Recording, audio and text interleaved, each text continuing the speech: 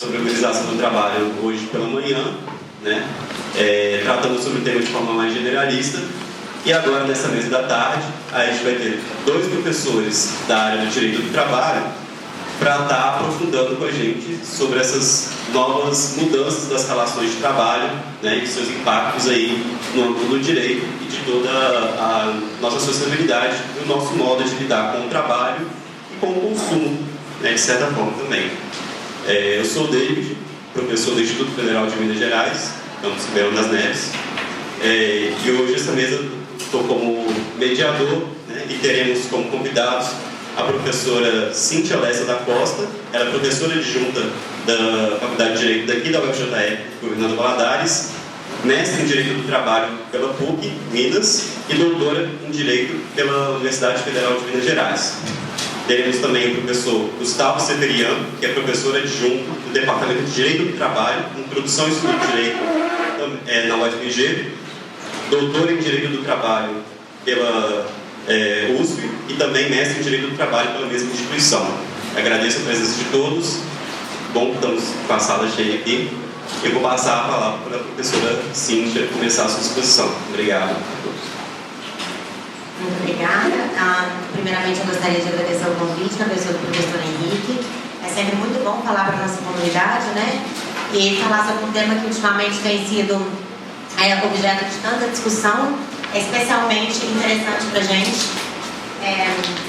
Nós vamos fazer uma quebra de protocolo aqui, porque normalmente o professor convidado é o primeiro a falar, mas como eu vou dar uma perspectiva mais abrangente, mais genérica do que é a uberização para o direito, e o professor vai aprofundar em questões mais específicas e mais críticas, então nós invertemos um pouquinho a ordem dos trabalhos, e aí eu vou começar então conversando com vocês um pouquinho sobre o que é a uberização para o direito do trabalho, onde ela se coloca, e quais são as questões que a gente deve discutir em termos de uberização e direito, especificamente em direito do trabalho.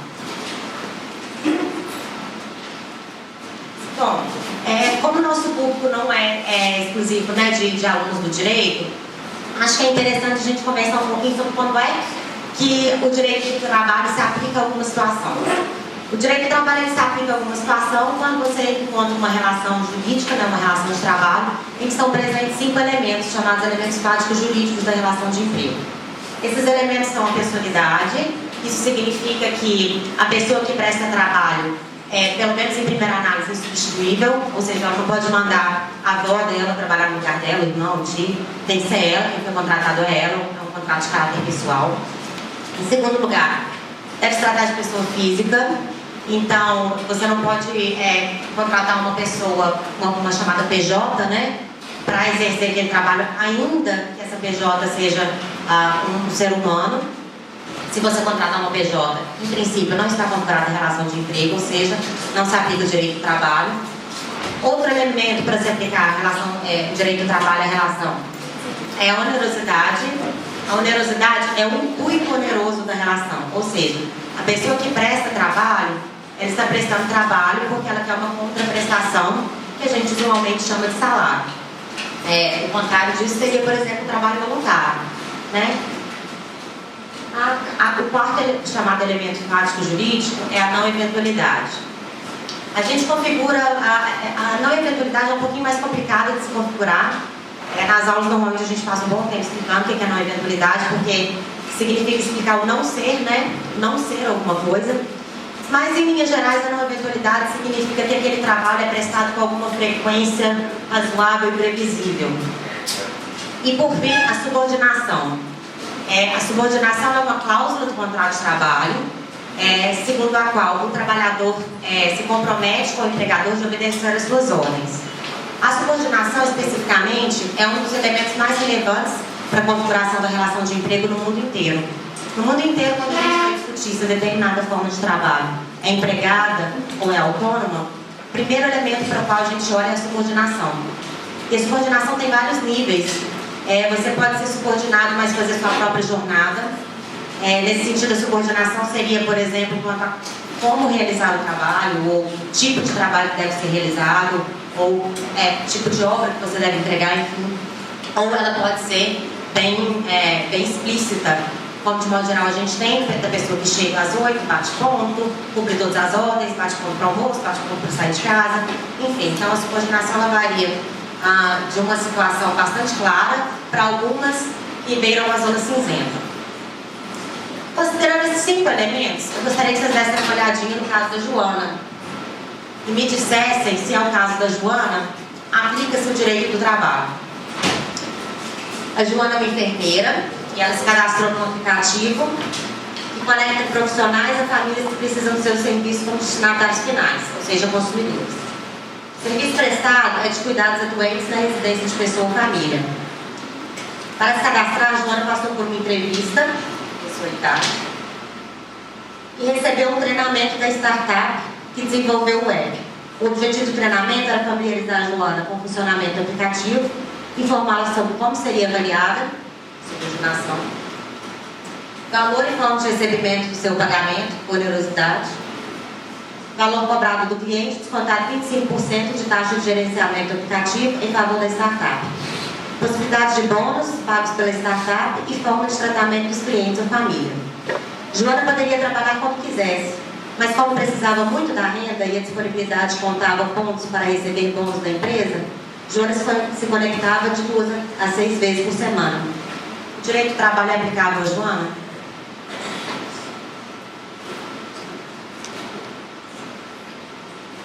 A arte de Joana lembra vocês de alguma coisa que a gente vê na rua o tempo inteiro? Será que Joana está dentro desse fenômeno da uberização? Então, é esse nosso objeto aqui dessa nossa primeira conversa, tá? Saber o que na uberização é relevante para o direito e como é que o direito lida com isso. Mas para começo de conversa, o que é uberização, né?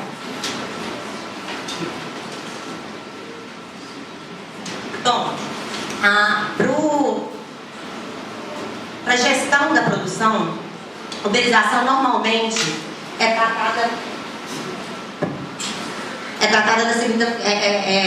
conceituada da seguinte maneira: plataformas que conectam trabalhadores com consumidores do trabalho e estabelecem condições para essa interação. E a plataformização ou uberização teria os seguintes objetivos: reduzir os custos transacionais para ambas as partes, minimizar as falhas do mercado, administrar o sistema de reputações e maximizar a liquidez do mercado. Para o povo do direito, nada disso significa nada. Mas eu acho que para vocês da administração e da economia deve falar um tanto de coisa, né? Enfim, esse é um conceito do Stanley Poole, que é um CEO e founder da Platform Formation Labs. Ele analisa então o trabalho por plataforma e pensa as melhores formas de plataformizar trabalhos.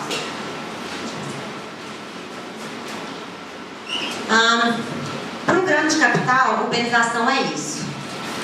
Contrate freelancers, faça acontecer o talento que você precisa, com a flexibilidade que você quer, acesso global, 24/7 à força de trabalho, ganhe dinheiro fazendo simples tarefas, dirija com a Uber, ganhe dinheiro em seu próprio horário.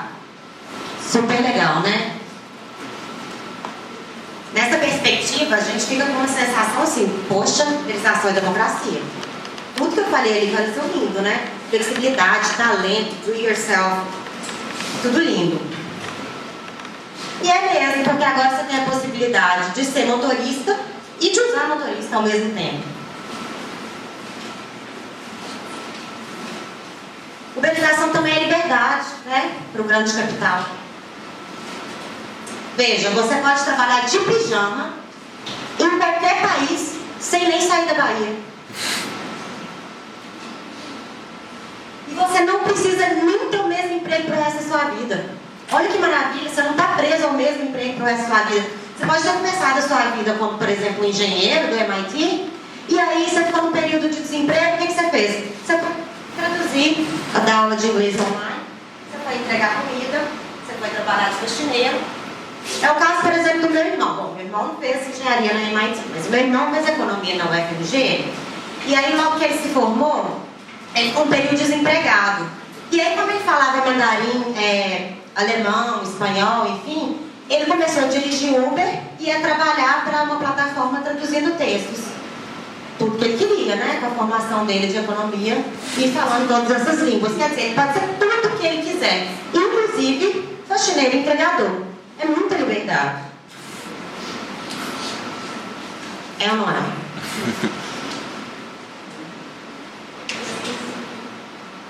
Então, para que regular? Se uberização é democracia, se uberização é liberdade, para que regular? O que o direito tem a ver com isso? Bom, Espanha e Alemanha tiveram a primeira preocupação com isso em relação... Bom, as situações para elas são muito óbvias. Situação de concorrência desleal com os taxistas. A gente já chegou a discutir isso aqui no Brasil, também foi um grande auê, né? Inclusive taxistas se revoltando contra o Uber e tudo mais. E na época eu pensava assim, ai gente, até bom, porque o serviço de táxi é tão ruim, concorrência faz bem, né?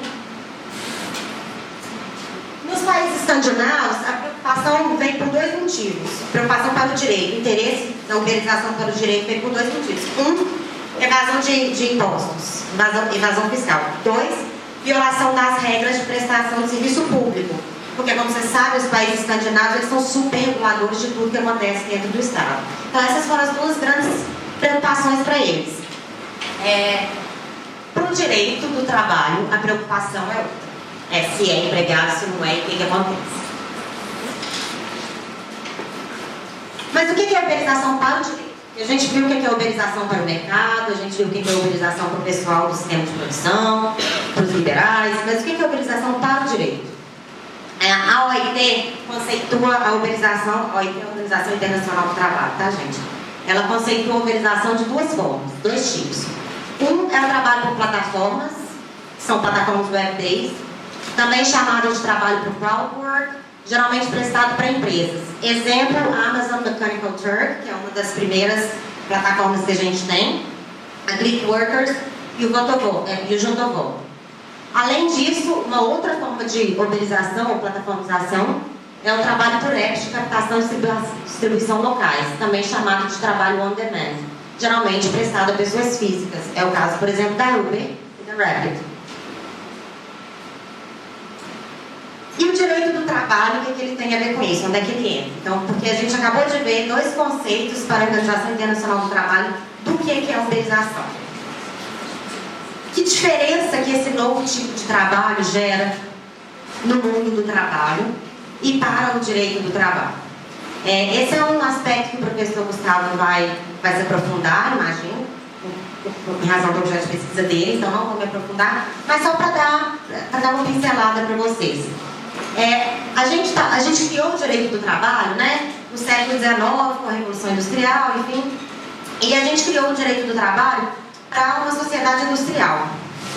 E essa sociedade da plataformização, da uberização, ela é uma sociedade que a gente chama de sociedade gig economy. Né? Na verdade, tem vários outros nomes, cada autor dá depende da escola, que você se insere, enfim. Mas, de modo geral, podemos chamar de sociedade gig economy. E aí, algumas diferenças desse tipo de sociedade vão gerar efeitos no direito do trabalho, na regulação desse tipo de trabalho. Primeiro, a sociedade industrial, a sociedade para a qual o direito do trabalho clássico é pensado, é uma sociedade de massa, de coletividade e de solidariedade. A sociedade da gig economy é uma sociedade de várias visões do mundo, de várias percepções, e que a solidariedade ela é sempre performática. Então ela vai variar conforme a performance que você está exercendo na sociedade. Performance como identidades, pensem como identidades. Outra diferença, a relação de emprego, o que a gente tem na sociedade industrial é basicamente a dicotomia, relação de emprego e trabalho autônomo. A relação de emprego é aquela em que se aplicam os 5 elementos práticos jurídicos, o resto é autônomo. Na gig economy, você tem relação de emprego, trabalho autônomo, trabalho não padronizado, como trabalho on-call, trabalho 0 hora, trabalho por umbrella companies, enfim, então já tem uma variedade maior. Na sociedade industrial, os benefícios sociais são vinculados à relação de emprego. Então, uma das grandes razões pelas quais a gente tenta definir o que é uma relação de emprego é porque quando você define o que é relação de emprego, você atrai o aparato estatal para tutela daquela relação. Já nas gig economies, a relação de emprego, acho que eu não coloquei lá. Os benefícios sociais são desassociados da relação de emprego. Bom, e isso, na verdade, é até um movimento novo, né? Porque é um movimento que está sendo forçado, especialmente nos países da Europa, porque já se verifica os prejuízos de você ter boa parte da população fora da regra da relação de emprego. Outra diferença é que na sociedade industrial a gente tem a divisão de classe trabalhadora em duas, basicamente. Os white collars e os blue collars. Então, o pessoal que pega no pesado e os chamados brain workers. Na gig economy, a gente tem um sistema de produção diferenciado que gera a seguinte situação. Você tem uma elite empregada, que são os brain workers, que são os que pensam basicamente as nossas vontades. O que é que eles vão fazer a gente ter vontade nesse momento. E eles trabalham para aprimorar os meios de comprar o tempo dos trabalhadores white collar e blue collar. A máquina deles fica pensando em como comprar desses empregados, desses trabalhadores, fica pensando em como comprar o seu trabalho e o meu trabalho de forma mais barata. Criando um subsistema de trabalho que é a servidão de trabalhador por trabalhador. É como se fosse, vamos pensar assim, você mal ganha um salário mínimo, mas você contrata Uber. Inclusive, de vez em quando, você é grosso com Uber. Como se vocês não fossem da mesma classe. Outra diferença é que a regulação do trabalho que a gente tinha era de forma estática. Agora, porque a gente só tinha um tipo de relação, né, básica, e agora ela é dinâmica. Outra característica era que a gente tinha uma luta de classes clara. E agora a gente tem luta dentro da própria classe, quando as pessoas se reconhecem como membros de uma classe. Então aquela clareza da luta de classe já não existe mais. A regulação do trabalho é feita por normas dinâmicas. O direito do trabalho era construído para a proteção do empregado, e agora o direito do trabalho é construído para funcionar. A racionalidade era definitiva, uma única forma ótima de produzir e regular o trabalho. Agora há múltiplas formas de regular o trabalho e de produzir. Então você não tem uma resposta certa para todas as situações. E é esse o grande trabalho dos brain workers. E o âmbito de regulação do direito do trabalho também se alterou. Porque antes a gente tinha negociação coletiva, o direito interno, o direito doméstico e o direito internacional. Agora a gente tem direito internacional, direito doméstico, direito regional, regulamento de multinacional e por aí vai. Então, a complexidade do mundo do trabalho tornou a tarefa do direito do trabalho também mais complexa. Se é que o direito do trabalho algum dia vai conseguir regular isso, se é que essa é a melhor opção, enfim. Mas por que a legislação interessa tanto ao direito do trabalho? Se ela parece ter criado uma realidade distinta da realidade para a qual o direito do trabalho foi pensado. Por que ela interessa tanto? Um dos motivos é isso que a gente chama de poluição social. Sabe esse conceito que o pessoal da economia adora, de externalidade? Então, a gente tem uma coisa que se chama externalidade social, externalidade social negativa, que é basicamente o seguinte: a gente olha para a situação anterior e olha para a nova situação e vê se as condições de trabalho e dignidade são as mesmas. Se não forem, aquele sistema gerou uma externalidade social negativa. Alguns exemplos de externalidade social negativa ou de poluição social que a gente viu com a uberização: perda de segurança no direito do trabalho, redução dos meios de subsistência. Só pensa no carinha do Uber Eats, tá? Enquanto eu estiver falando, aquele carinha dirigindo a bicicleta dele embaixo da chuva.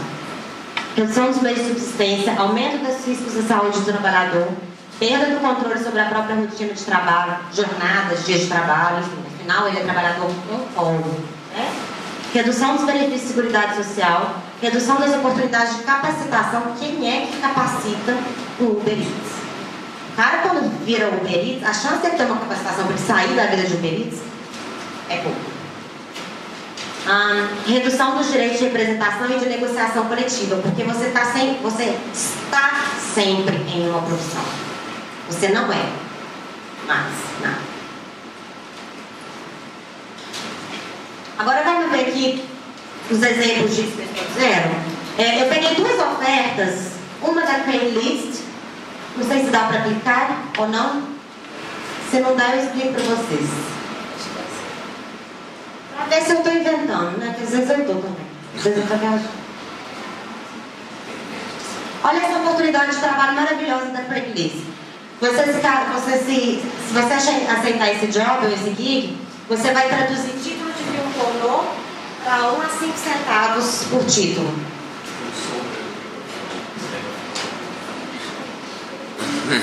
É sombra do sinal. É o sinal. Ai, tá acabando. Então tem essa oportunidade de trabalho, né? Quem quiser traduzir título de filme pornô, 1 centavo a 5 centavos por título. Uma outra oportunidade está lá no Technical Turk. Vamos ver os tipinhos de salário que você pode receber por esse trabalho em plataforma. Pode descer, por gentileza?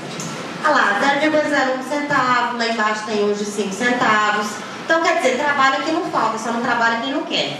Agora, se você vai conseguir montar uma família e pagar uma previdência social privada com isso, é outra questão que aparentemente não interessa mais ao Estado, né? E aí, bom, você fica pensando, esses gigs pagam baixo, mas as condições de trabalho devem ser boas. Afinal, lembra do cara livre? Trabalhando de pijama dentro de casa? Né? Então vale a pena. Mas olha a avaliação deles pelos próprios trabalhadores. A Mechanical Turk, que é a Amazon, 2,5. Não fui eu. 2,5 e 5. My Little Job, 2,5 e 5. Clickworker, 2,5 e 5. Crowdflower, inclusive a Crowdflower é a mais antiga que tem, que hoje mudou de nome, é alguma coisa 8. Mas a Crowdflower foi criada antes de alguns de vocês nascerem, ela é de 2002, ela foi pensada em 2002. 2,5 e 5. Prolific, 3 e 5. Upwork, 3,5 e 5. Se estiverem duvidando, nesse site, vocês verem como é que essas avaliações são feitas. Esses trabalhadores, então, eles são como empregados. Eles estão numa zona cinzenta, porque aparentemente... Tá dando pra ouvir, tá não? Você está incomodando? Eu grito. Mas sério, agora falando sério, tá incomodando? Ou dá pra ouvir? Dá pra ouvir? Então, beleza. Esses trabalhadores, aparentemente, eles ficam numa zona cinzenta. Porque, vejam, eles têm liberdade de escolher quando e como trabalhar e qual gig que eles vão fazer. Então, parece que eles fogem um pouquinho daquela elemento da subordinação que a gente conversou a respeito no início da nossa conversa, né? Mas o Reino Unido já definiu em 2016 que bom, ele não disse configura relação de emprego, mas disse esses trabalhadores têm direito à lei do salário mínimo e à lei dos descansos pagos. Nos Estados Unidos, há ainda muita divergência entre os estados, mas o estado da Califórnia, por exemplo, definiu que há relação de emprego sim, e definiu que há relação de emprego porque considerou que há sim controle do empregador. Em razão das entrevistas, da forma de seleção, da forma de exclusão de você da plataforma, caso você não cumpra exatamente as normas deles, enfim. Então nós temos, além disso, nós temos decisões na Espanha, enfim, em outros países. Há países da Europa que nem aceitaram a uberização, até por um movimento sindical. E é uma coisa interessante, porque, por exemplo, nos países escandinavos, os trabalhadores têm falado muito mal dos sindicatos, falando que eles estão adormecidos, não têm lutado por mais do que aumento salarial, mas, na verdade, os sindicatos estão tendo que gastar sua energia lutando contra a plataformização. E, por enquanto, ela até conseguindo sair. Então, de novo, por que a uberização interessa tanto ao direito do trabalho? Isso aqui é o relatório da OIT, dizendo as consequências a longo prazo da prevalência de relações de trabalho fora do padrão, non-standard employment relationship, nas economias e sociedades variam conforme a difusão dessas nas formas de emprego em cada país. Se a incidência da NSE é alta, há implicações para a capacidade de transição para oportunidades de emprego mais seguras. Então pode ser que seu gig não seja temporário. Se a incidência disso for alta numa determinada sociedade e economia, a chance de você voltar para o mercado de trabalho formal é muito baixa, segundo as pesquisas apontam. Daí a relevância a gente continuar discutindo a inclusão dessa galera dentro do direito do trabalho. Nós já temos, como eu disse para vocês, nós já temos movimentação de sindicatos, né, na direção de tutelar esses trabalhadores. Nós temos, por exemplo, na Grã-Bretanha, Nós temos na Suécia, o IG Metall da Alemanha já está se movimentando também. Nós temos esse Fair Crowd Work Watch, que tem feito uma movimentação de conscientização não só dos trabalhadores, como dos consumidores desse tipo de serviço, de que o parâmetro, o patamar mínimo civilizatório tem que ser elevado. E nós temos a declaração de 2016, foi feita a declaração de Frankfurt, por vários sindicatos, tá, empresas e associações de consumidores, e essa declaração ela estabeleceu alguns objetivos para a legislação mundial nos próximos anos.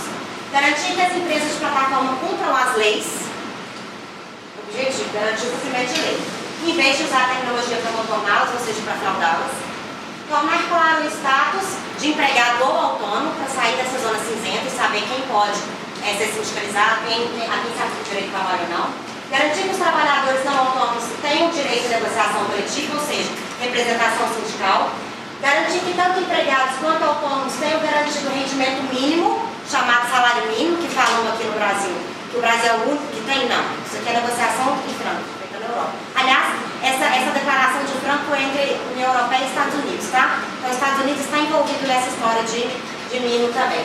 Garantir acesso à proteção social, como seguro-desemprego, seguro-invalidez, seguro-saúde, pensão e remuneração em caso de doença. Desenvolver métodos transparentes responsáveis para a solução de controvérsia entre clientes e trabalhadores, que é um grande problema em algumas plataformas que os clientes não pagam. E a declaração de Frankfurt, ela deixa essa mensagem para a gente. Eu gostaria que vocês ficassem com ela, apesar que o professor Gustavo deixou umas mensagens muito mais profundas, mas essa é uma mensagem super legal para a gente pensar.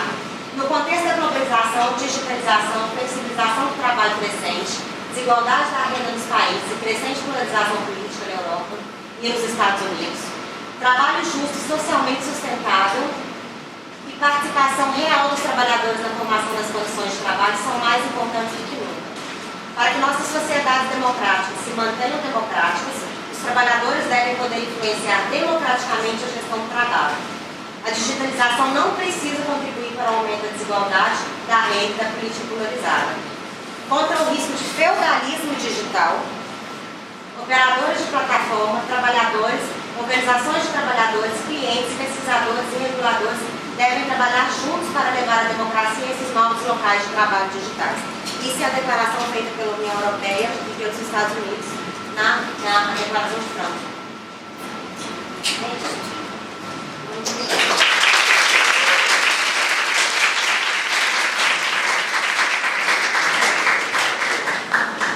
A gente agradece a professora Cíntia pela excelente exposição e agora vamos passar a palavra para o professor Gustavo Seperiano. Boa tarde a todos. Eu gostaria de início agradecer à Sociedade Brasileira dos Estudos Organizacionais, também aos colegas aqui da mesa, a professora Cíntia, o professor David, pela oportunidade de estar aqui hoje conversando um pouquinho com vocês sobre a legislação e direito do trabalho.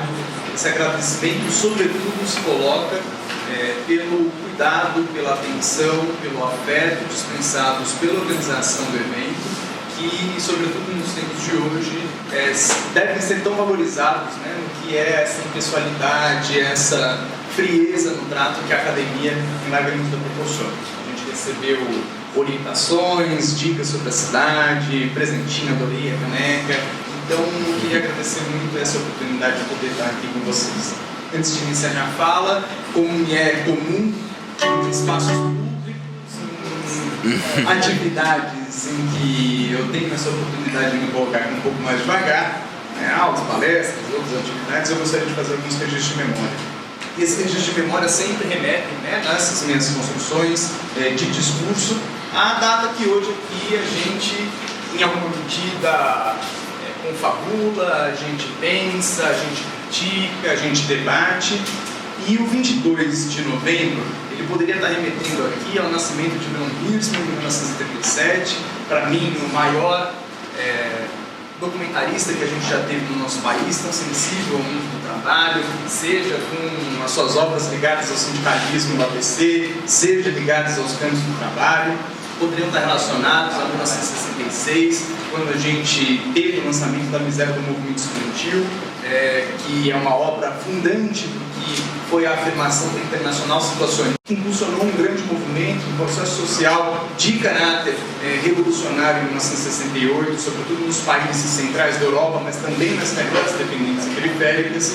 Poderia apontar 1990, data em que renuncia Margaret Thatcher do seu posto de premier na Inglaterra, fato que, por certo, não foi tão impulsionado pelo que foram os conjuntos das lutas dos trabalhadores e trabalhadoras ingleses naquele momento, mas sim do que eram as distensões que as próprias frações de classe dominantes na Inglaterra acabaram por proporcionar, e a gente não pode descartar isso. Marx bem coloca para nós, no livro 1, capítulo 8 do Capital, que as primeiras leis trabalhistas, sobretudo aquelas que o professor Faria que apontou ontem, elas foram conquistadas diante daquelas contradições que dimanaram das tensões entre frações das classes dominantes, aproveitando então os trabalhadores, intencionar o que eram essas fissuras e trazer para o seu lado o favorecimento ali na construção do que é um repertório protetivo no campo do direito, dentro de uma sociedade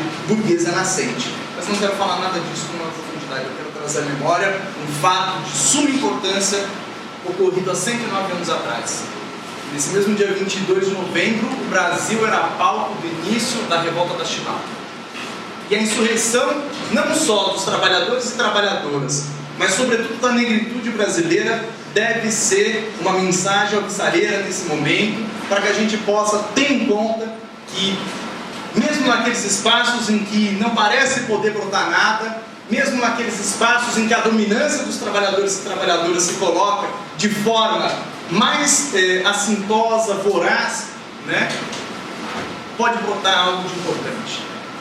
E lá a gente bem aprendeu que marinheiro também sabe governar, marinheiro pode colocar seus ultimatos, que a gente pode ter um almirante negro nesse país, que a gente pode também colocar as rédeas no que é a construção dos processos históricos. No dia 22 de novembro, dessa forma, curiosamente às 22 horas da noite, que o navio de guerra Minas Gerais era tomado, deve guiar aqui o que são essas nossas inspirações, a construção desse momento de abertura de sensibilidades para discutir os temas que aqui quero colocar a vocês. Inicio então minha fala desse modo, trazendo a partir do que foi a divisão de tarefas aqui, que trouxe com a professora Cíntia, o que é uma redução à realidade brasileira da discussão acerca da uberização, a sua interface com o direito do trabalho. Então quero tomar em conta primeiro a necessidade de percebermos como o capitalismo, no seu desenvolvimento desigual e combinado, se coloca na realidade brasileira, na afirmação dos diversos processos de organização produtiva e também no que é a instalação da uberização, como essa uberização atravessa não só as dimensões do direito individual do trabalho, ou seja, a forma de regulação das relações entre o tomador da força de trabalho e o vendedor da força de trabalho, mas também naqueles aspectos que estão relacionados ao direito coletivo do trabalho, ou seja, aquele que regulamenta as relações sindicais. Quero tratar também, revolvendo historicamente o que é a construção do direito do trabalho no Brasil, como a gente pode pensar, e aí a Cíntia economize muito aqui, podem ser os esforços, não só as construções da aplicabilidade do direito do trabalho, mas pensar qual que é o sujeito do direito individual do trabalho no Brasil e como ele se associa intimamente à subjetividade revolucionária no nosso tempo. Apontando aqui, então, a possibilidade de que a gente, então, discuta na nossa realidade contemporânea como os órgãos da institucionalidade burguesa, sobretudo os órgãos estatais, lidam com a questão da uberização. Nesse momento eu vou aqui fundamentalmente trazer contribuições que vão ser agora publicadas em janeiro na Crônica Internacional do IRE, em artigo que eu fiz em conjunto com o professor Rodrigo Carelli da UFRJ, que teve aí no documentário agora há pouco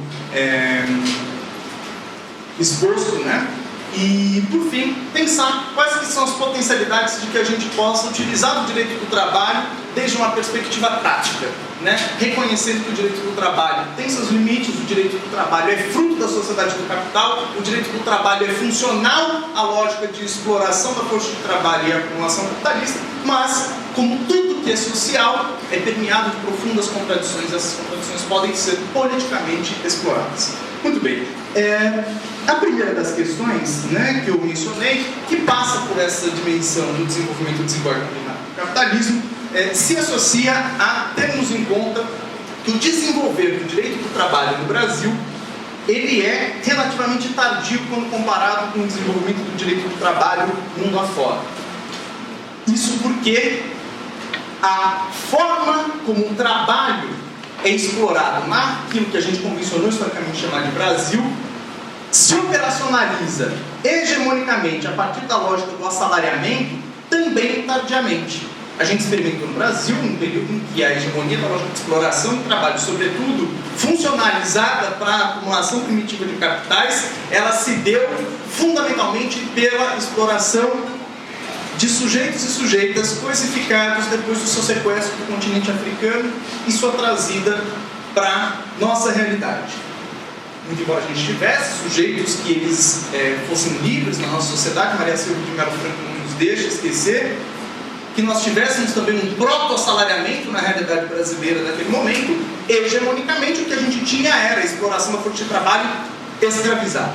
A gente só vai passar a ter paulatinamente o que é uma abertura para que o assalariamento se instale aqui, no momento em que as insurreições da negritude brasileira alcançam um ponto tal, combinadas com o que eram as pressões do capital internacional para que abrissem-se mercados das mais diversas naturezas, inclusive do mercado de trabalho, na nossa realidade colonial, a fim de viabilizar que, algo como 100 anos depois do que foram as primeiras leis trabalhistas existentes na realidade britânica e francesa, a gente pudesse ter um paulatino galgar de leis voltadas à regulamentação da contratação da força de trabalho no Brasil.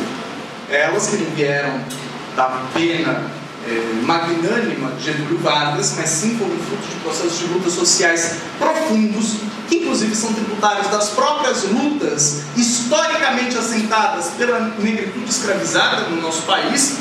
E não veio um italiano, um espanhol revolucionário, investido das melhores ideias e dos melhores intuitos de organização, a cagar regra, para falar o português claro, para a classe trabalhadora brasileira de como deveria agir na condução dos seus desígnios políticos mais genuínos, mas sim a gente viu aqui um imbricar, uma hibridez do que eram as técnicas de luta, de insurreição, de rebelião, gestadas em quase 400 anos no nosso país de escravidão, com o que eram essas potências também de ligação teórica da auto-organização dos trabalhadores e trabalhadoras para a condução das suas lutas. Aqui o professor Marcelo Badaró Matos, da Universidade Federal Fluminense, e seu conjunto de orientandos e orientandas pode ilustrar bastante bem como que esse imbricar se deu. É nesse momento que a gente passa a ver, volto a dizer, 100 anos depois do que naqueles países centrais da ordem do capital se desenvolvia o direito do trabalho, o início do desenvolvimento do direito do trabalho no Brasil. Para que eu estou falando do século XIX aqui? Vocês podem estar perguntando se o tema é uberização. Porque da mesma sorte que a questão da uberização vem a se implementar nos países centrais da ordem em um momento específico da sociedade do capital, que a gente pensa de 10 anos para cá, não é uma coisa que é também tão recente. Aqui no Brasil, a Uber, primeira empresa a generalizar o trato social dessa forma de agenciamento da força de trabalho, se implementa no ano de 2015, implementa suas atividades no ano de 2015 no Rio de Janeiro. Ou seja, a gente tem um retardar de algo como 5 anos para que a lógica da uberização passe a se dar na realidade brasileira. Percebam, a gente demorou um tanto de tempo para que a generalização do assalariamento passasse a se dar no Brasil, quando comparado com as realidades centrais da Europa, do capitalismo central na Europa. Demoramos uns 5 anos para que a uberização passasse a se dar aqui. Temos um relativo delay para uma coisa ou para outra, para usar o anglicismo aqui, entre o que é a implementação de uma forma de vanguarda da afirmação do capital, para o agenciamento daqueles seus principais interesses, que é a obtenção de lucro, extração do mais valor, né? Naquele momento e no outro aqui. É claro que essas temporalidades, a depender do que são os processos das diversas revoluções industriais, do encadeamento do uso das técnicas, eles vão se achatando. Esse achatamento ele foi cada vez mais reduzido, né, ou proporcionado no transcorrer do processo histórico, ao ponto de que a gente chega, porque essa demora para que a uberização se instale no Brasil não se dê de forma tão alargada quanto foi a implementação do assalariamento como forma típica de contratação do força de trabalho na nossa realidade. Daí, né, sintomaticamente aparecendo os exemplos da Cíntia, que são as realidades espanhola, francesa, britânica, que as problematizações no campo da juridicidade acerca da uberização apareceram primeiramente. Dito isso, eu queria apontar que o direito do trabalho no Brasil, naquela caracterização que a Cíntia aqui trouxe para nós, que vai sinalizar que só se aplica a proteção jurídica propriamente hoje presente na CLT, aqueles trabalhadores que são pessoas físicas, estão numa condição de vinculação pessoal, onerosa, habitual e subordinada, não vai, né, ser construída essa caracterização como se fosse ali fruto de um gênio, de algum teórico, pintasse como um raio em céu azul. Ela deriva do que é a própria caracterização da materialidade, em que o assalariamento passa a se colocar como dominante, e como que isso poderia ser ali enquadrado juridicamente. E mais, ela é constituída com uma funcionalidade particular para alcançar alguns sujeitos específicos. Eu menciono aqui que no ano de 1905 teve um sujeito chamado Evaristo Moraes, curiosamente foi advogado do conjunto dos marinheiros que conduziram a insurreição, a revolta da Chibata. Ele traz a primeira formulação acerca do direito do trabalho no Brasil. Esse livro chama Apontamentos do Direito Operário. A ideia de um direito operário é o que vai guiar a constituição do direito individual do trabalho no Brasil. Isso por quê?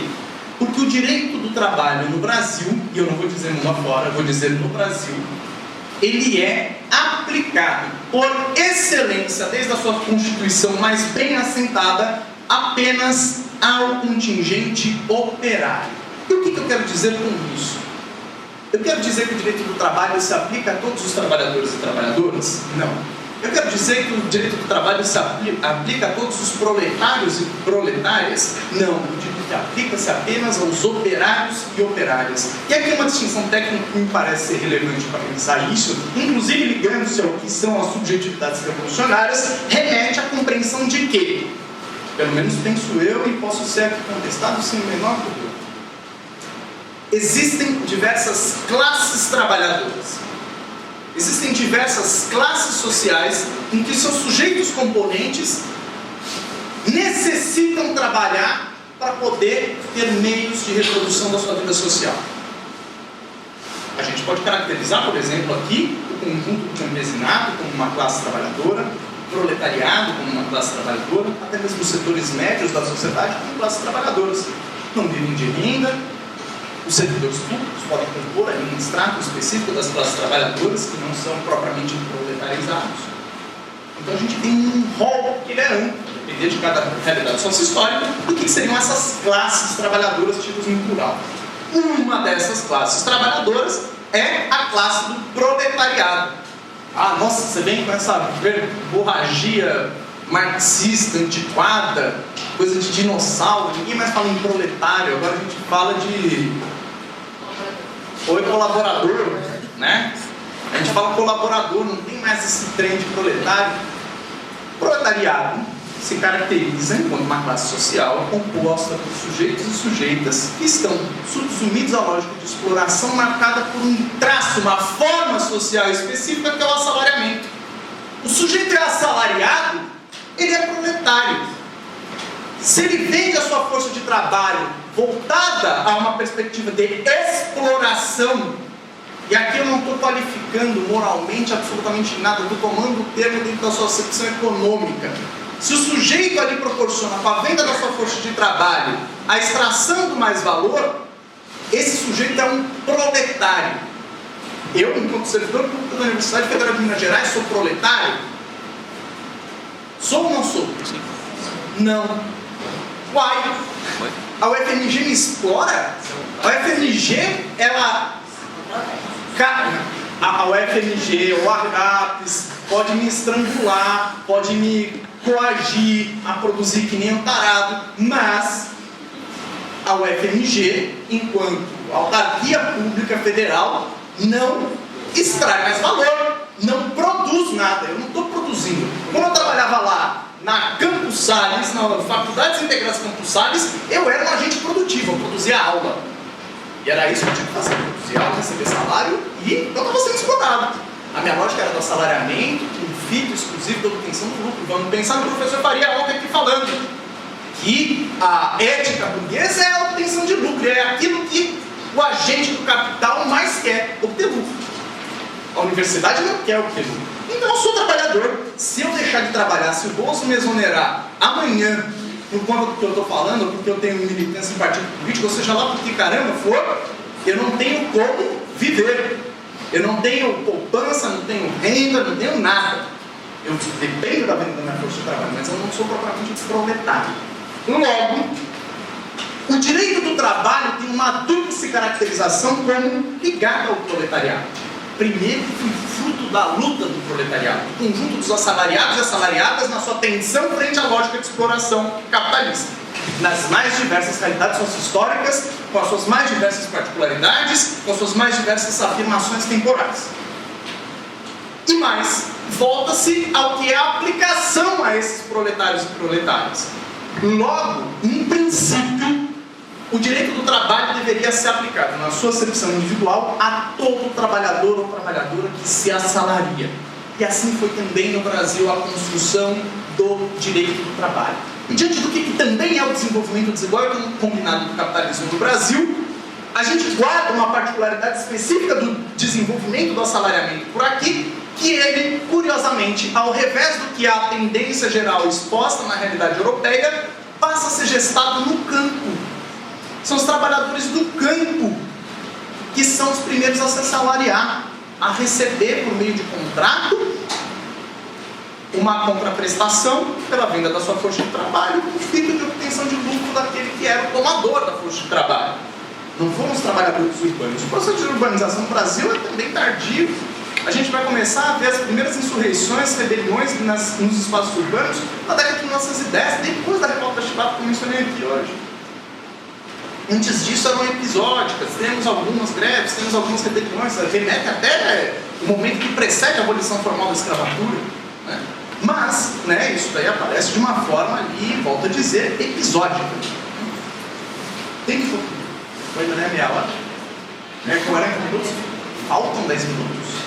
Gente, eu tô contando 15. Desesperei. Deu por aí. Muito bem. Dito tudo isso, a gente tem que apontar que, primeiro, o direito do trabalho deveria se aplicar individualmente aos proletários e proletárias. Ocorre que no Brasil teve um sujeito, um canalha, um culha, que refuncionalizou o que era a aplicabilidade do direito do trabalho. Esse sujeito se chama Getúlio Vargas. Muito embora ele possa ser colocado como o pai do direito do trabalho no Brasil, o que ele fez foi acabar com o direito do trabalho no Brasil que vinha se gestando.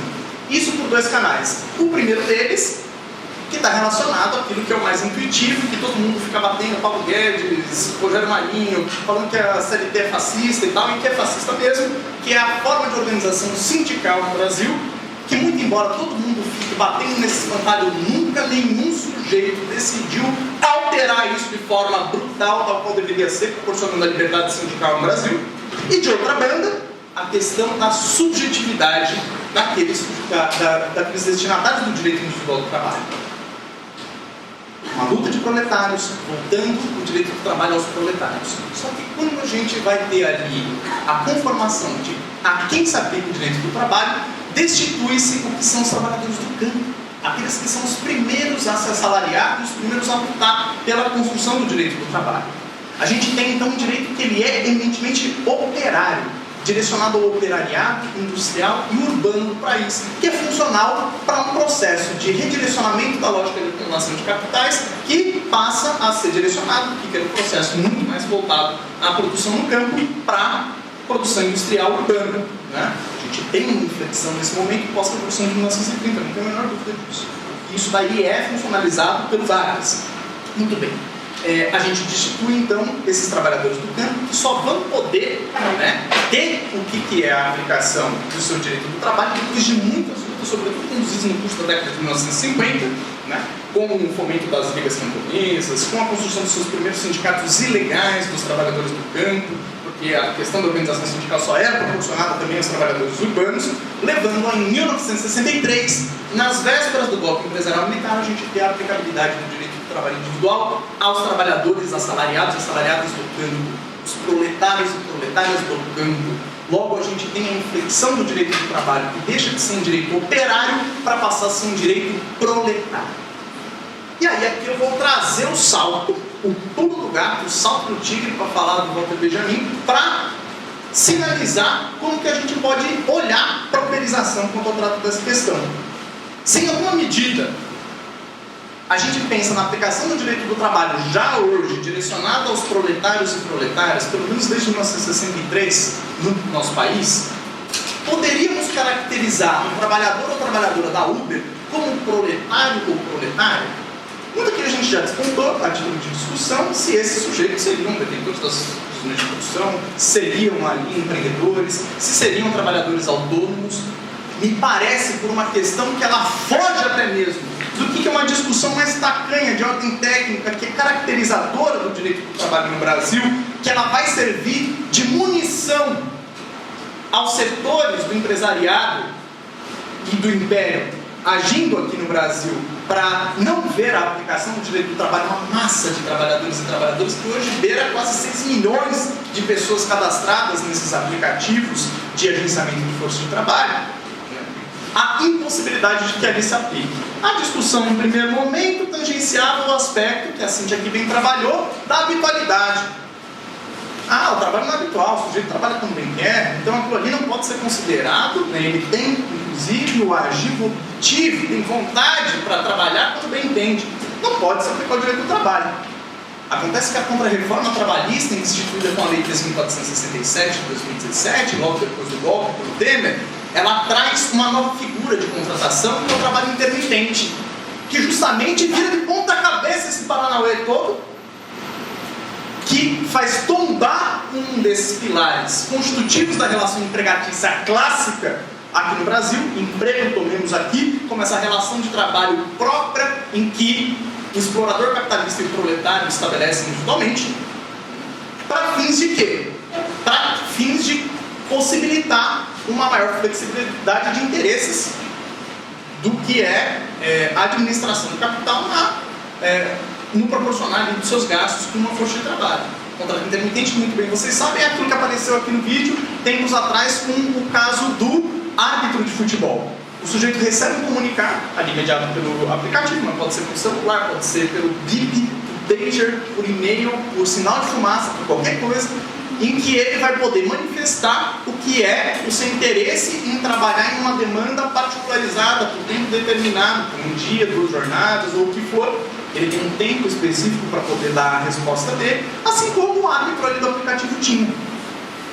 É o caso perfeito de trabalho reduzido à jornada intermitente, que merece muito bem um caráter precarizado, ter o registro na carteira de trabalho, receber uma série de direitos sociais, ainda que não todos, né? Como por exemplo o salário mínimo, né? A gente lutava, né?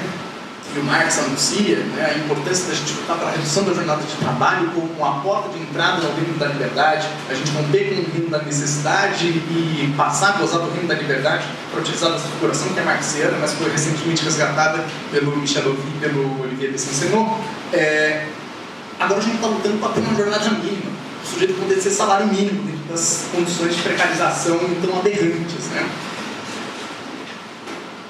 Viram, né, os artífices do que são as teorias e leituras jurídicas em proteção do capital, sobretudo das empresas da Uber, da Cabify, da 99 e outras tantas que não só agenciam um trabalho de motoristas, mas outras tantas atividades uberizadas, mediatizadas por aplicativos, que se fiar nessa discussão seria problemático. Vamos nos fiar na outra discussão, que é da subordinação, justamente. A subordinação que dá para colocar dentro de um horizonte que ele é bastante mais nebuloso, né? Para usar a expressão que a Cíntia também colocou aqui, em que as zonas cinzentas aparecem de forma mais evidente, vai aqui nos proporcionar grandes trunfos nessas batalhas jurídicas. A batalha jurídica, por pressuposto, ela é mistificadora. Se a gente for reduzir o rolê para a raiz, for perceber o que a gente está discutindo, temos que discutir se esses sujeitos são proletarizados ou não, se eles são explorados para fins de obtenção de lucro ou não, se esses sujeitos estão vendendo a força de trabalho em fim de contraprestação remuneratória de caráter salarial, e me parece nítido que sim. Todos esses elementos ali estão presentes para reduzir, fazer uma análise bem reducionista dentro do campo da crítica da economia política. Tudo isso parece aparecer, parece evidente. Desse modo, se é evidente, o direito do trabalho deve se aplicar a esses trabalhadores uberizados, o direito individual do trabalho, por serem proletários. Ah não, mas aí tem uma professora, hoje aluna minha, amiga, que fez uma dissertação de mestrado lá na UFMG, Ana Carolina Paes Leme, que vai me dizer, diante da pesquisa de campo dela, que esses sujeitos não se reconhecem enquanto proletários. Eles estão dizendo ali, eventualmente, que são autônomos, melhor aquilo do que ter chefe, melhor ter controle da sua jornada do que bater ponto, muito bem. Primeiro, que azar, se eles se reconhecem ou não. Existe uma questão que ela é de ordem objetiva da natureza econômica daquela relação. Então, azar. É importante para que eles se reconheçam enquanto proletários para a sua ação política, de ação insurrecional, auto-organizada, para a promoção, o que é um agir revolucionário, não tem a menor dúvida. Mas se eles pensam se são proletários ou não, pouco nada me importa. Segundo, pergunta para qualquer motorista de Uber qual que é a escala de contenção das viagens, quanto é que a Uber engrupinha dele em cada corrida, se ele não sabe de cor é salteado. Sabe, e desde o primeiro momento que ele passou, ele tem a percepção de que ele é explorado, de que ele, se ele puder fazer um outro caminho, ele vai, eventualmente, ter uma melhor condição de obtenção dos seus meios de reprodução da vida social, ainda que nessa sociabilidade porca, nojenta, decrépita do capital. Sabe, logo ele tem consciência também de que ele é explorado. Isso aí é a tônica do que é o processo de assalariamento também, né? Então, temos que pensar que subjetivamente, né, esse sujeito, o proletário, que não é o único sujeito revolucionário aqui, podem me chamar de revisionista, pode chamar do que for. O proletariado ainda com um papel hegemônico na construção da ação insurrecional revolucionária junto com outras classes, inclusive junto com outros sujeitos sociais que nem mesmo estão insertos em sociedades de classe, digo que as populações indígenas cumprem um papel de contenção profunda à lógica de expansão do capital em diversas realidades sociohistóricas, a brasileira inclusive. Né? Não tem a menor dúvida, o proletariado ainda cumpre esse papel mais articulado com outras classes, como sempre foi. Sempre foi. A Revolução Russa e tal, blá blá blá, inclusive eu tenho um sorteio de livro aqui sobre a Revolução Russa depois para vocês, que eu organizei, depois vocês brincam aí. A Revolução Russa foi conduzida pela uma ação de vanguarda, proletariado, São Petersburgo, em Moscou. Mas se não fosse o campesinato, mano, não tinha rolado. Se não fosse a soldadesca, não tinha rolado. Então há um agir indutor hegemônico do proletariado, mas a gente começa a esperar, não tem a menor dúvida disso. Reconhecer isso é reconhecer que os motoristas e as motoristas do Uber também cumprem o papel de atores da revolução, de sujeitos revolucionários no nosso tempo. E eles já conduzem, vêm empenhando o que é esse fazer propriamente revolucionário, insurrecional. Isso se coloca, inclusive, na contramão do que é a construção histórica do que é o sindicalismo no Brasil. O sindicalismo, para usar a expressão do Armando Boito Júnior, de Estado. O sindicalismo que ele é de controle.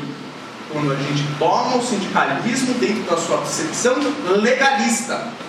O sindicalismo, historicamente, enquanto movimento social no Brasil, sempre foi insurrecional, revolucionário, arrojado, criativo, com dinâmicas espontâneas e tradicionais das mais pulsantes. Acontece que quando o sindicato passa a ser uma instituição própria da lógica de captura da juridicidade, melou. O sindicato deixa de cumprir o que é o seu papel de ferramenta de luta dos trabalhadores e trabalhadoras e passa a ser um mecanismo de dominação de classe. E é para isso que serviu a institucionalização sindical no Brasil pelo regime Vargas. O Vargas teve esses sindicatos enquanto órgãos que não tinham essa captura legal em órgãos que eram agências dos próprios mecanismos de controle da ordem estatal corporativista. Isso daí está, inclusive, teoricamente referendado, tem toda uma série de debates no campo do direito do trabalho, fundamentalmente aquele travado entre o Valdemar Ferreira e o Oliveira Viana, que vão sinalizar qual seria o papel do sindicato, da justiça do trabalho e muita questão das coisas. Justiça do trabalho e sindicato servem para quê? Para ferrar com o trabalhador, tomá-los dentro da sua acepção legal. Ixi, que comunista falando contra a justiça do trabalho, contra sindicato? Estou falando da acepção legal dos dois termos, eu não estou falando do movimento social real dos trabalhadores e trabalhadoras.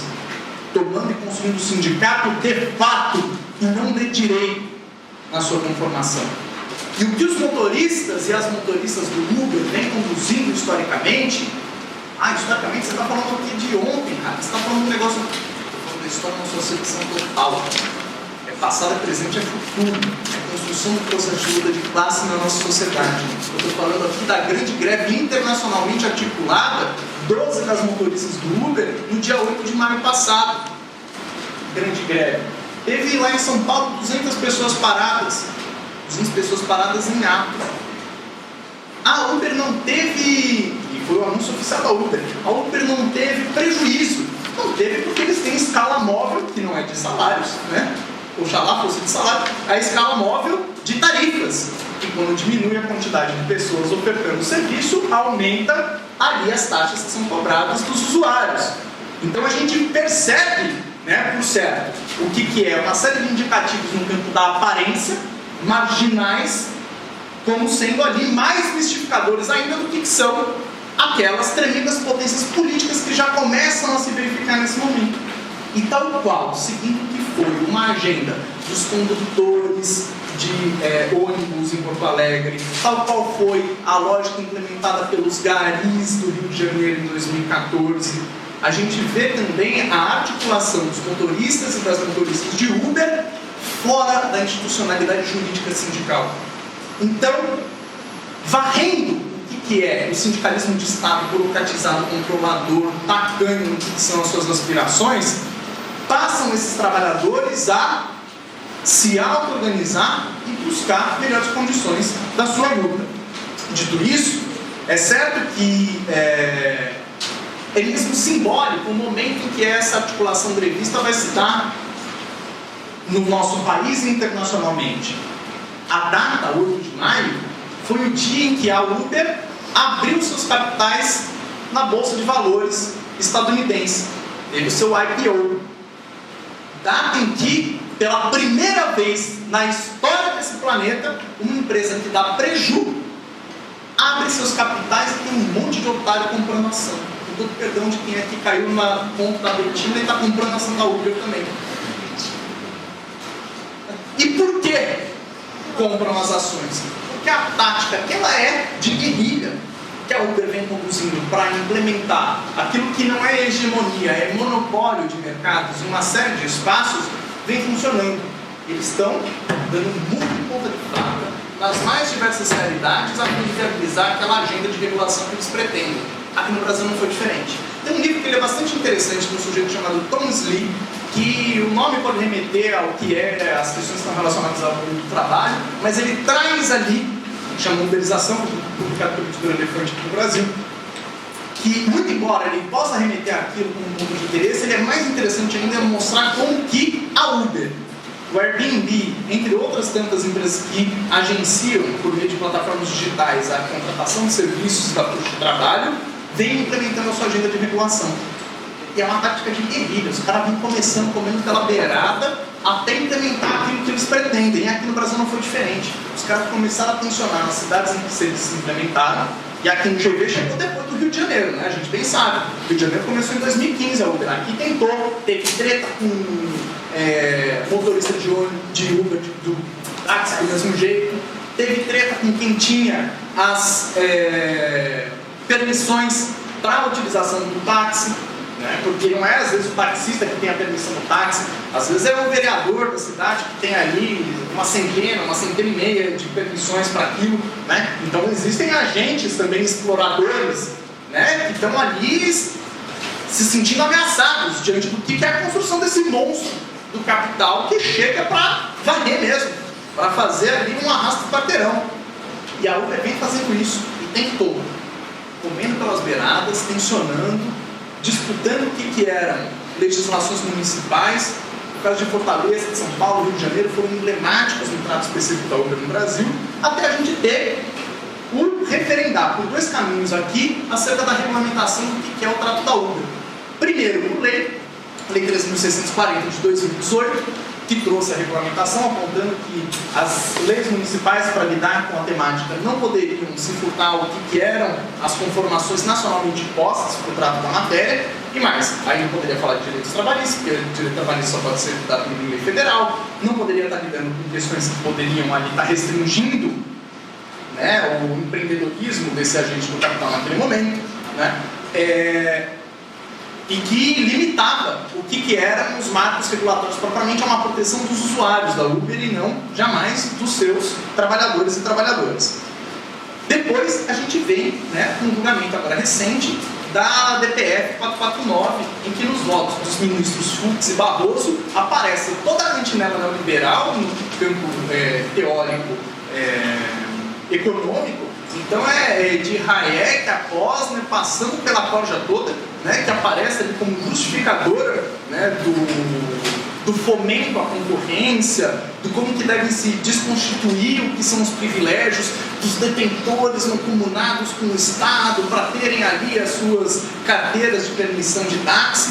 O táxi é um serviço antiquado e deve ser contido, falando que aquilo traz toda uma série de benefícios sociais na busca, inclusive, do pleno emprego. E a gente volta ao próprio rigor teórico jurídico, né? Contraditório na sua profundeza. Que porra de emprego que a gente está falando? A gente está falando do trabalho mais precário, mais porco que a gente pode imaginar, sem qualquer proteção social, sem qualquer espécie de salvaguarda para os trabalhadores e trabalhadoras. A gente não está falando de emprego, a gente está falando de trabalho precário, volto a dizer. Não tem pleno emprego, porcaria nenhuma sendo fomentado pelo Uber. Vamos fomentar a concorrência. Concorrência entre quem? A Uber tem essa gana que é de afirmação de monopólios. As empresas que lidam com esse temário, elas são nominalmente postas no acordo. Falam Uber, Cabify, 99, só que quando os ministros vão falando com o outro, nos discursos, eles só estão falando da Uber, porque só tem Uber. E a Uber é que é o horizonte nesse mercado, é monopólio que eles querem. Então os trabalhadores que se explodam para a regulação jurídica que está tratando da questão. O importante é que há esperança. E eu, como sou bloquiano, eu me inspiro em todas essas fagulhas que despontam na auto-organização da classe como horizontes de esperança. A greve de 8 de maio é um sinal de esperança. As perspectivas de auto-organização dos trabalhadores e trabalhadoras da Uber são sinais de esperança. A luta dos precarizados e precarizadas em todo o planeta, dos desempregados e desempregados em todo o planeta, é sinal de esperança. Venceremos ainda. Viva, viva a memória da revolta da Chibata. Obrigado.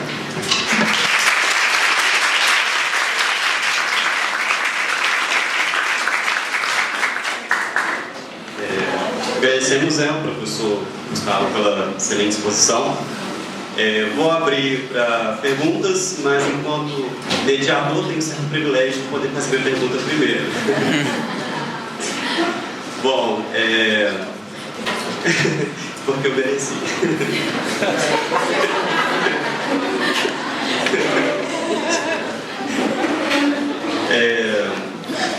Bom, então, como o professor Gustavo mencionou, né, é uma realidade permeada por contradições, e a gente poderia aqui fazer uma provocação inicial no sentido de qual seria o problema ou os prejuízos de uma não regulamentação dessa relação de trabalho, né? Se a gente pegar a história recente do cenário brasileiro, desde a década de 90, a gente tem passado por um período intenso de desindustrialização, né? A abertura econômica que foi promovida na década de 90, da forma como foi produzida dentro da própria lógica burguesa, propiciou, né, o fechamento de diversas indústrias brasileiras que claramente não conseguiu competir com o cenário internacional, China, Estados Unidos e demais indústrias do globo, né? Com isso, vimos aí ao longo desde a década de 90 até então, um período de crescente informalização das relações de trabalho, né? E desde 2009, o governo implementou a política do MEI, né? O microempreendedor individual. Por quê? Porque essa forma de precarização do trabalho é disfuncional para a própria economia capitalista. Afinal, precisamos de, no mínimo, um mínimo de mercado consumidor, né? Ou seja, de trabalhadores com poder de compra para poder fazer o giro da economia. Um trabalhador que se adoece ou que se nunca aposenta também perde seu poder de consumo. Por outro lado, né, o MEI também formalizou a precariedade. Se você se torna um MEI, microempreendedor individual, você não tem qualquer garantia de um poder de consumo mínimo, né? O que você passa a ter direito é aposentar e poder ter um auxílio-doença. Basicamente isso, ou seja, poder continuar sendo consumidor mesmo naquele período de adoecimento ou acidente de trabalho, né? Contudo, a gente já saiu alguns estudos que mostram que grande parte dos MEIs não consegue uma remuneração que ultrapassa 50% do salário mínimo. Ou seja, a maioria dos MEIs ganham menos de R$500 por mês. E, sendo MEI, eles somem dos índices de informalidade e somem dos índices de desemprego. Pode aparecer no índice do IBGE de força de trabalho subutilizada, mas não é o padrão, o parâmetro. Ou seja, mesmo sumindo dos índices de desemprego e de informalidade, está com desemprego de 13%, mas se por acaso aumentar o número de MEIs, esse índice pode talvez decrescer. Mas com que tipo de trabalho, né, que está sendo oferecido?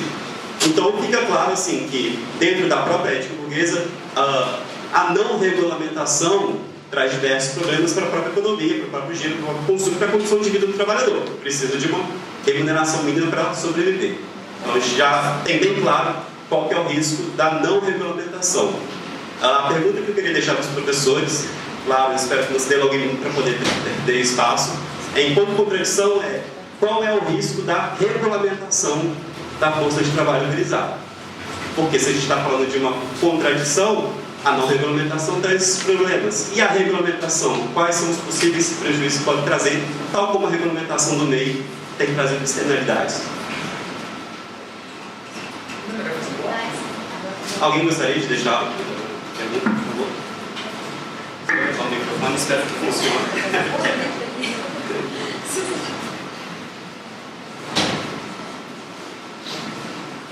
Boa tarde, professores. A minha pergunta é o seguinte, hoje a gente percebe, não é de hoje, né? A gente vive num país de castas, né? Querendo ou não, a gente vive. Mas eu fico preocupada assim, como reconectar o direito do trabalho com uma economia compartilhada, né? Hoje nós temos as plataformas digitais e tal, onde os sindicatos estão totalmente desacreditados numa sociedade que está conectada, né? O que se propõe? Para que não haja, né, mais desmontes das políticas públicas e que isso seria o quê? Talvez um novo sindicalismo? Essa é a minha pergunta. O que seria, que poderia ocorrer para que isso seja, que haja uma sintonia com a atual realidade? Que isso não vai parar. Então nós temos que adaptar o direito também, né? Não adianta querer ficar chorando, o direito está aí, ele evolui, né? Ele adapta a sociedade. Então, como seria isso? Seu nome? Tércia.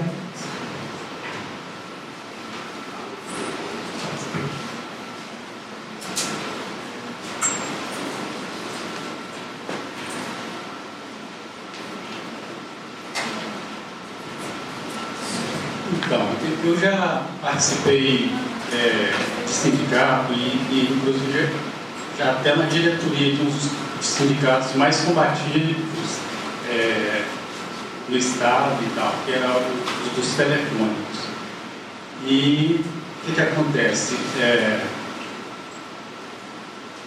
Paulatinamente, as reformas sempre ferem, enfraquecem cada vez mais as instituições de resistência. Mesmo em os trabalhadores formais, no motivo, né, dentro da fábrica, a gente vê que eles não se engajam, né? Então, às vezes a gente fica criticando e debatendo, mas eu não vejo um sindicalismo atuante no sentido até de derrubar essa forma imposta de um sindicato pulverizado, que ele já foi formatado para ser fraco, né? Existe sindicato de tudo quanto há, que não tem uma representação, não tem força de atuação. E agora um golpe ainda mais forte é esse último agora de tirar uma das fontes de financiamento dos sindicatos. Tipo assim, o que falta num universo tão grande de trabalhadores que não vestem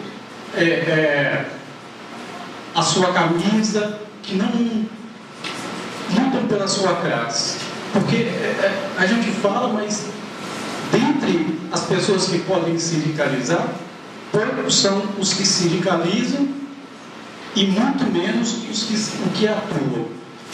Então, como mudar essa situação se fica-se sempre esperando que a iniciativa de ter uma representatividade melhor dos trabalhadores venha de quem não quer, que é justamente quem faz as leis. E uma outra pergunta também, no sentido de a emenda 45, ela permitiu que a lei trabalhista abarcasse toda espécie de relação de trabalho, né? Como um gênero e tal. Com esse dispositivo já não abarca toda a representação de trabalho que possa existir.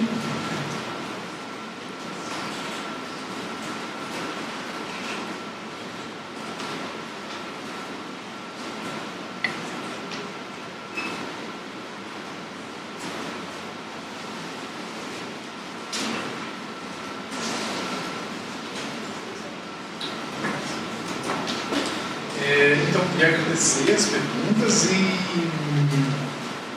vou tentar, numa só narrativa, dar resposta a todas. Passa muito, né, o que é essa descrença, essa desmotivação da mobilização sindical, pelo que é a própria estrutura sindical brasileira. Aquilo que remete muito que eu coloquei ali a essa estrutura não só burocratizada, mas como um mecanismo de controle social que o sindicato legal, institucional se caracterizou aqui no Brasil.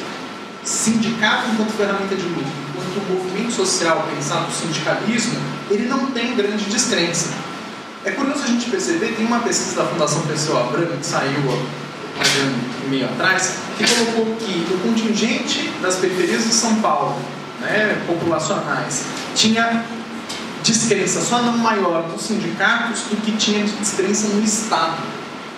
Estado por quê? Qual que é a descrença do Estado? Não é o Estado que confere direitos sociais, não é o Estado que dá saúde pública, educação pública, etc. Por mais que possa ter crítica, tem que criticar, tem que melhorar. Não é aquele que confere serviços indispensáveis à reprodução da vida social de todo o contingente populacional, por certo mas é o Estado que encarcera o jovem que não tinha nada a dever, é o Estado que mata também, e por isso que, em alguma medida, essa luta em defesa do Estado, ela tem que ser revista em alguma medida pelos comunistas, pelo menos penso eu. E o sindicato carrega consigo também o que é essa mesma lógica de controle, achaque e debelamento da auto-organização, da condução das formas mais genuínas de reprodução com a lei da vida, que também os trabalhadores e trabalhadoras, não espontaneamente, mas sim pelo que é a construção da sua economia moral, do que são as suas formas tradicionais de vida, com as suas culturas, acabam por afirmar. O sindicato de Estado, ele acaba com os trabalhadores e trabalhadoras, dentro do que são as suas maiores potências de reconhecimento e a afirmação para si. Então, pensar o que são alternativas a esse sindicato de Estado me parece ser o caminho mais adequado para tanto. E volto a trazer aqui a remissão a esse conjunto de insurreições de trabalhadores e trabalhadoras que se deram à margem desse sindicalismo de Estado como maior inspiração para a gente poder pensar nisso. Eles reconheceram, tomaram consciência no processo de luta da possibilidade de que, frente à burocracia, era possível construir alternativa e era possível vencer aquele sujeito que, se outrora não for reconhecido como inimigo, é o inimigo e que deve ser derrotado. Essa construção auto-organizada, à margem do sindicalismo do Estado, em alguns momentos da nossa história, criou tensões com o sindicato de Estado. Volto a dizer, as ligas camponesas na década de 1950, a construção do sindicalismo novo no fim da década de 70 e curso dos anos 80. Claro que as dimensões de captura, de incorporação à lógica institucional burguesa foram diversas, tanto de um quanto de outro movimento, e a gente tem que fazer as críticas a isso e não passar pano para ninguém, né? O ponto é, há caminhos que são alternativos à lógica de controle. E coloco aqui o companheiro, qual é o teu nome? Você não se apresentou, perdão? Como? Delcio. A pergunta que o Delcio trouxe, ela é muito relevante, sobretudo naquilo que remete à lógica de arrecadação dos sindicatos. Eu sou o primeiro a defender que seja extinta a contribuição compulsória dos sindicatos. Muitos sindicatos progressistas, na história da afirmação das suas lutas, devolviam o imposto compulsório porque tinham trabalho de base, tinham pessoas associadas e tocavam suas lutas, o seu funcionamento sem precisar de nada obrigatório. Acontece que, vamos pensar a conjuntura, correlação de forças, afirmação na luta de classes, foram os trabalhadores e trabalhadoras, pelo seu empenho, que conseguiram acabar com a arrecadação compulsória dos sindicatos, instituída com a Lei 3.467, a Contra-Reforma Trabalhista? Não. Foi golpe. Foi tudo golpe. É desdobramento do golpe. Para quê? Para enfraquecer aquilo que já é fraco, que é permeado de contradições, e aqui eu vou defender o sindicato de Estado, quando a gente tem ali a impossibilidade de ter sindicato, né? Os trabalhadores auto-organizados estão proibidos de se organizar, vão ser criminalizados. Sou contra, com toda certeza. Entre isso e sindicalismo de Estado, eu prefiro o sindicalismo de Estado. São contradições que a gente tem que ter desde o concreto, da vida concreta, com a processualidade de vida, com a institucionalidade burguesa. Não dá para fugir disso, né? Então eu prefiro assim, mas a gente tem que reconhecer. Eu que sou contra a contribuição compulsória, achei que foi golpe. E achei que nesse momento não deveria ser assim. Por quê? Porque ficou todo o restolho. O controle estatal para dizer quem é sindicato e quem não é. A possibilidade de proporcionar o aprofundamento do que são as fragmentações das representações sindicais, tudo segue na mesma.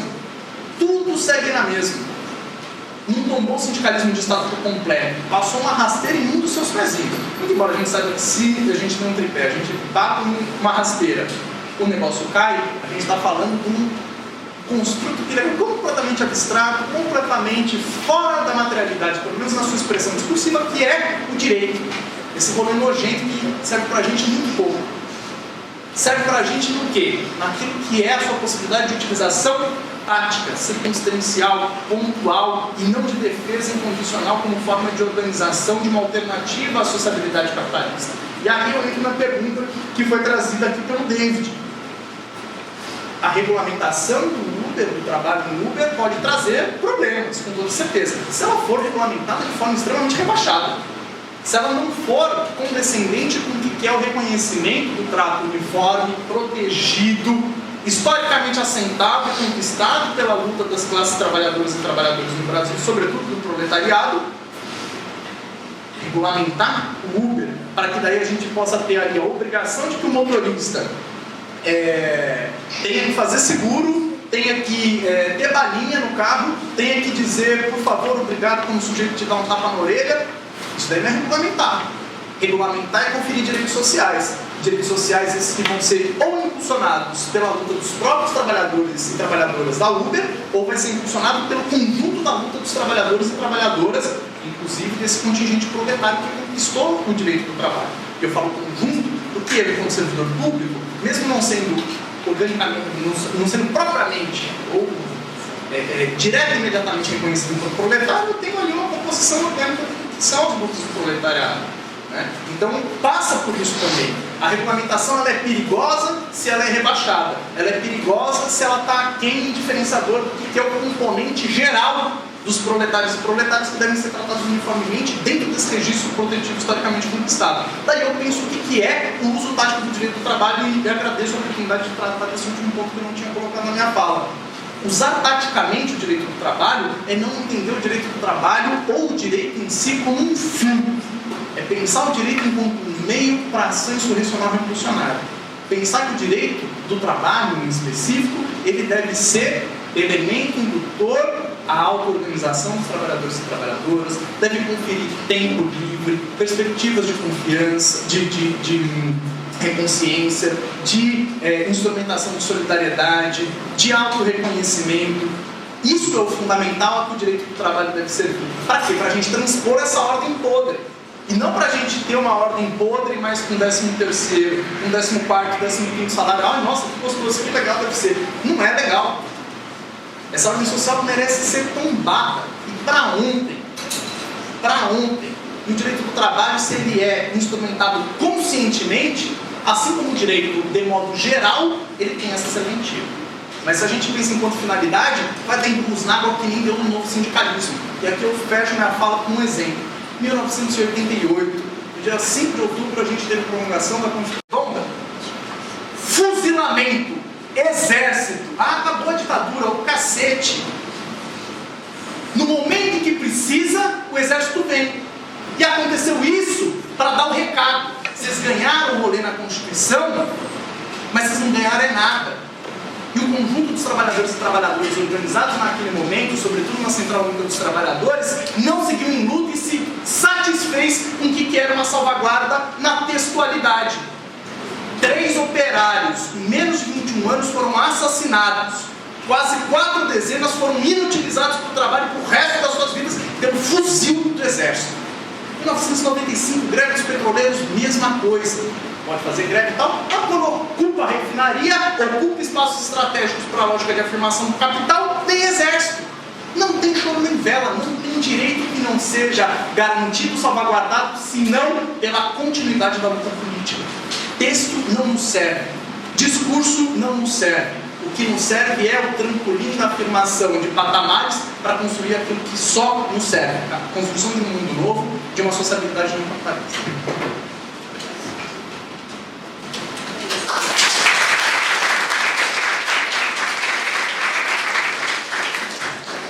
Bom, agradeço também todas as perguntas que foram feitas. Eu concordo com a maioria das coisas que o professor Gustavo fala. Então, talvez em alguns aspectos eu seja um pouquinho diferente. Em relação à participação do sindicato, identidade com o sindicato, participação das pessoas no sindicato, participação do sindicato na melhoria das condições de vida e trabalho, apenas se o sindicato for entendido como coletividades que constroem a partir de interesses de quem elas representam. Se isso for, vocês estão chamando de sindicato, então é por meio do sindicato mesmo que nós vamos fazer. Se não for isso, então não é por meio do sindicato. Quais os riscos da regulamentação? Absurdos. Eu, inclusive, acho que não há necessidade alguma de se regulamentar o Uber. Nós temos normas para isso, nós não precisamos e não podemos regulamentar mais a matéria. Porque, especialmente no momento de conservadorismo que nós estamos tendo agora, se regulamentarmos, o resultado será pior. Nós temos normas suficientes para isso. Só que nós precisamos de reinterpretação ou interpretação adequada para essas normas, que deve ser feita pelos movimentos, pelas coletividades, pelos movimentos sociais. Então, não. Agora, como é que os sindicatos podem se reinventar ou traduzir melhor os interesses e identidades desses trabalhadores agora? A gente viu alguns exemplos nos meus slides de, por exemplo, Big Metal na Alemanha, que agora está representando os trabalhadores de plataforma. Há um sindicato também no Reino Unido. Há o sindicato dos White Collars na Suécia também está fazendo a mesma coisa. Então, na verdade, é o sindicato parar de pensar que ele representa o sujeito que tem os 5 elementos fáticos jurídicos. Porque essa história de 5 elementos fáticos jurídicos foi necessária para a gente reconhecer quem precisava de proteção, talvez em dado momento. Mas hoje ela está sendo usada para desproteger. Então, ela perdeu a função dela. De modo que o sindicato, então, ele tem que proteger quem é explorado, como o professor Gustavo vinha falando. Eu acho que é isso, basicamente. Obrigada, gente.